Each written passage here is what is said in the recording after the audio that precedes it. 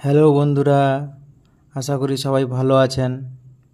আজকে আমি আর আমার পার্টনার সকালে কাজে বেরিয়ে দেখি অফিসের একটা স্প্লিট এসিতে ঠান্ডা হচ্ছে না, ইনডোর চলছে।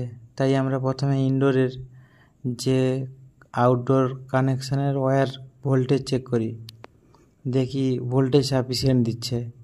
তাই আমরা আউটডোর খুলে দেখি কম্প্রেসারের টার্মিনাল যে ক্লিপ ওটা জ্বলে গেছে। আমরা টার্মিনাল ক্লিপ চেঞ্জ করে মেশিন ওয়াশ করে রেডি করেছি, ওটাই আপনাদের সঙ্গে শেয়ার করছি।